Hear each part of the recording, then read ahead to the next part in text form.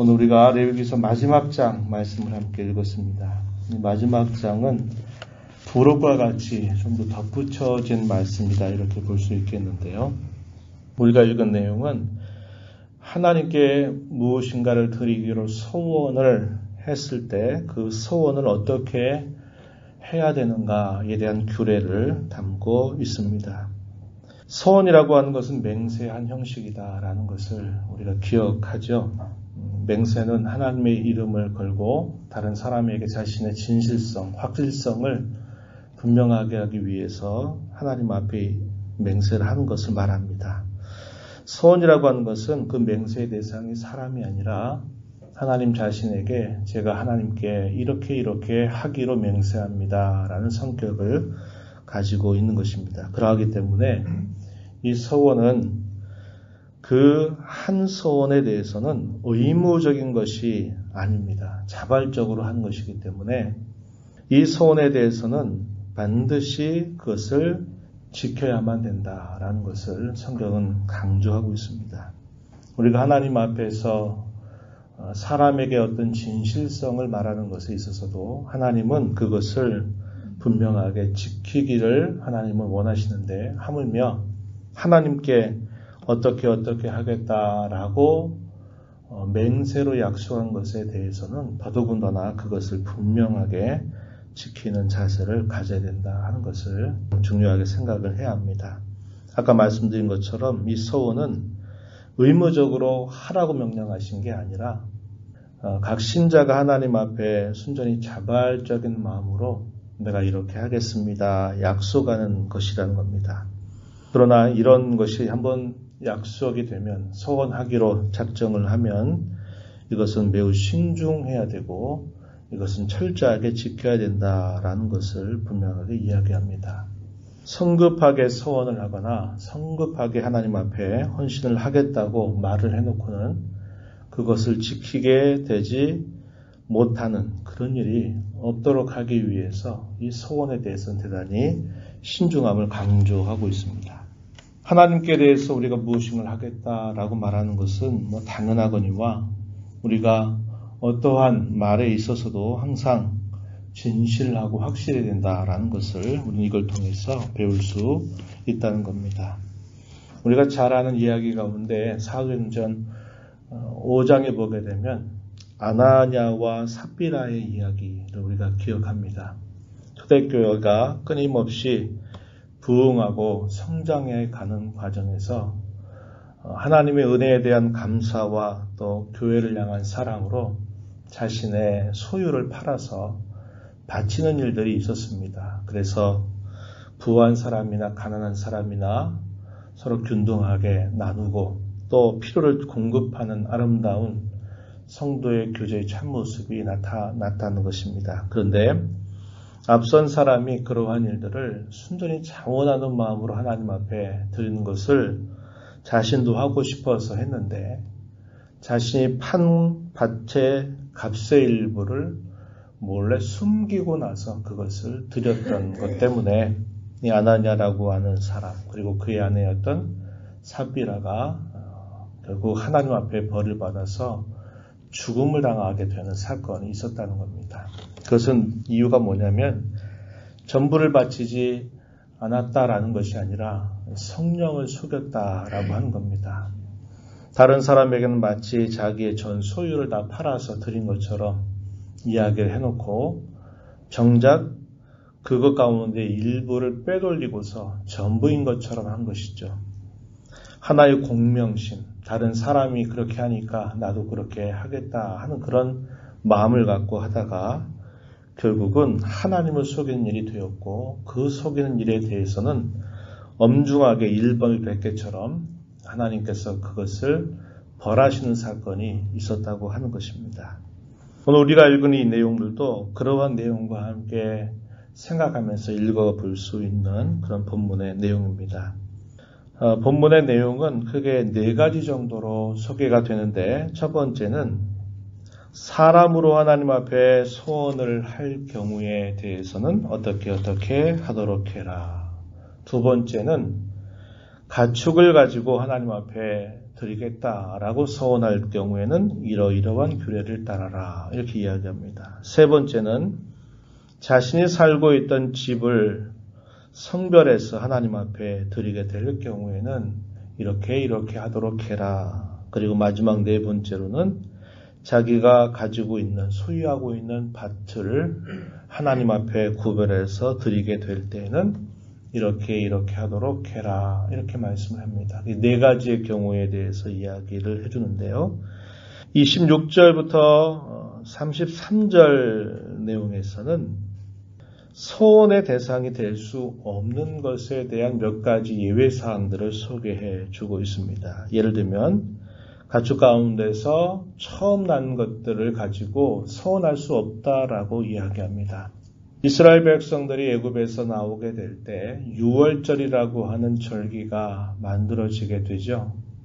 가축의 처음 난 것이나 사람의 처음 난 아들의 경우 하나님께서 장자를 죽이는 그 사건을 통해서 이스라엘 백성들을 애굽에서 건져내시는 일을 행하시게 됩니다. 그때 이후로 하나님께서 주신 명령은 모든 것에 처음 난 것들, 초태생은 다 하나님의 것이다 라고 이런 규례를 정해주시게 됩니다. 그래서 당연히 어떻게 하지 않아도 그것은 하나님의 것으로 구별된 것을 가지고 하나님 앞에 드리겠다고 서원하는 것은 금한다는 겁니다. 이미 그것은 하나님의 것으로 정해진 것이기 때문에 그러하다는 거죠. 또 예를 들면 하나님께 완전히 분명히 바쳐진 것에 대해서 그러한 것에 대해서도 그것을 가지고 서원하거나 되돌리거나 할 수 없도록 하나님께서 금하시는 내용들이 나타납니다. 사람의 경우도 그렇고 가축의 경우도 그렇고 자기가 가지고 있는 밭을 가지고 할 경우에도 완전히 바쳐진 경우에는 그것을 다시 되돌릴 수 없다라는 것을 이야기해 줍니다. 그리고 11조라고 하는 것도 마찬가지였습니다. 11조도 하나님께서는 10개 중에 하나의 분량은 전체를 대표해서 하나님 앞에 드리는 것으로 이미 하나님이 알려주신 것입니다. 그걸 가지고서 마땅히 하나님의 것으로 구별될 것을 가지고 서원하겠다라고 말하는 것은 금하는 겁니다. 그것은 서원하지 않아도 이미 여호와 하나님께 속해 있는 것이기 때문에 그러하다는 겁니다. 이런 몇 가지 예외적인 규정에 대한 말씀들이 소개가 되고 있음을 우리가 보게 돼요. 사람의 경우로 사람으로 하나님 앞에 서원을 하는 경우에는 크게 두 가지 경우가 있습니다. 하나는 나실인으로 자신을 구별해서 드리는 경우가 있고 또 하나는 자신의 자녀를 하나님의 거룩한 사역을 위해서 구별해서 바치겠다고 하는 경우 이런 경우 두 가지 경우가 해당되는데 이미 레위인들 같은 경우에는 하나님께서 그의 성막을 위해서 봉사하도록 구별된 사람들이었습니다. 그러하기 때문에 일반 사람들이 하나님의 은혜에 감사하면서 사람으로 서원을 할 경우에는 그것을 사람으로 하는 것이 아니라 그것을 금전으로 환산을 해서 하나님 앞에 드리도록 명령을 내려주십니다. 그런데 그것은 그 사람의 각자의 형편에 따라서 구별해서 할 수 있도록 하나님이 규정을 주시는 겁니다. 예를 들면은 나이가 20세에서부터 60세까지의 남자의 경우에는 50세겔을 하나님 앞에 바치라고 이야기하고 여자의 경우에는 30세겔을 드려라 이렇게 말합니다. 또 5살로부터 20세까지의 남자의 경우 그때에는 남자를 대신해서 할 때는 20세겔을 그리고 여자의 경우는 10세겔을 드리게 하는 겁니다. 그리고 난지 1개월로부터 5세까지 어린 남자를 하나님 앞에 서원으로 하는 경우에는 그때는 남자의 경우 5세겔로 하고 여자의 경우는 3세겔로 합니다. 그리고 나이가 많아서 60세 이상의 경우에 남자의 경우는 15세겔, 여자는 10세겔 이렇게 드리게 하는 규정을 구체적으로 말씀을 해주십니다. 그리고 또 하나님께 자신을 드리고 싶고 사람을 하나님 앞에 헌신하고 싶은데 너무 가정의 상황이 가난한 경우 그런 경우에는 제사장의 그러한 값을 정해서 그 값을 정해주면 그 값을 따라서 드리도록 했다고 하는 겁니다. 그래서 자기의 연령에 따라서 그리고 자신이 가지고 있는 형편에 따라서 하나님 앞에 드리겠다고 소원을 할 경우에는 그것을 이렇게 세겔이라고 하는 단위로 구별해서 드리도록 하나님께서 규례를 주셨다고 하는 겁니다. 짐승으로 서원할 경우에 정결한 동물로 서원을 할 때에는 거룩해서 하나님 앞에 다 구별된 것으로 간주가 되지만 부정한 동물로 서원을 하는 경우에는 제사장이 그 값을 정하도록 결정을 내리게 합니다. 이런 과정에서 물은 경우가 있죠. 성급하게 서원을 했다가 이거 안 되겠다 이렇게 물게 될 경우에는 그 값에 5분의 1을 더해서 드리도록 그렇게 규정을 주고 있다는 겁니다. 그래서 서원한 가축을 드리겠다고 서원을 했는데 그것을 물으겠다, 안 드리겠다라고 판단이 되면 그 정한 값의 5분의 1을 더해가지고 그것을 물으도록 하게 한 겁니다. 왜 이렇게 하느냐? 아까 초대에 말씀드렸듯이 하나님 앞에 하는 이 약속은 신중하고도 매우 철저해야 된다는 겁니다. 차라리 하지 않고 안 하면 모르겠지만 하겠다고 약속을 해놓고 하지 않을 경우에 그것을 물을 경우 이렇게 될 경우는 반드시 그 값에 5분의 1을 더하는 성격이 있다는 겁니다. 소위 배상이라고 하는 그런 개념이 들어가는 것이죠. 또 아까 얘기했지만 집에 헌납을 하는 경우도 만약에 그가 하나님 앞에 드리겠다고 작정을 하고 약속을 했는데 안 되겠다고 판단이 돼서 그걸 물게 될 경우는 역시 그 값에 5분의 1을 더해서 그것을 지불하도록 하는 규정을 주시게 됩니다.